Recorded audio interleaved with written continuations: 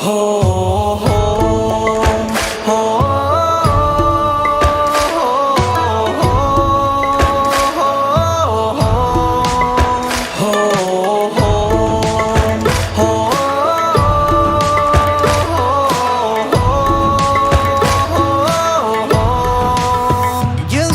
នតោគឺដើម្បីចូលរួមជាកម្លាំងជាកាបដូចផ្ដើមអ្នកទុំនាងខ្ពងរៀបទុនលេអ្នកនៅឆ្នេរគុំចាំរារេ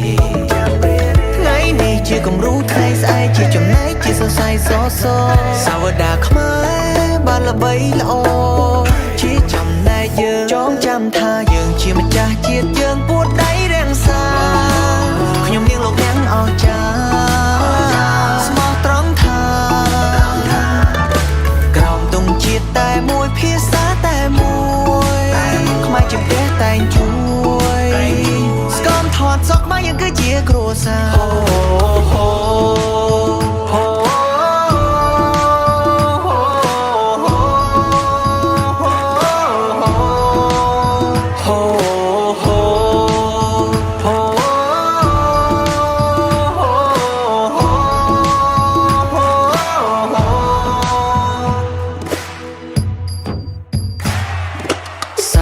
ញញឹមកម្ពុជាទូឃ្លៀកឃ្លៀផ្ញើចិនជួបជុំ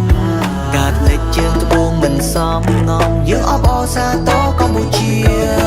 ញញឹមជាមួយផងសាងអនុសាសន៍ធ្លាប់បងកុំឲ្យវេលានេះរំលង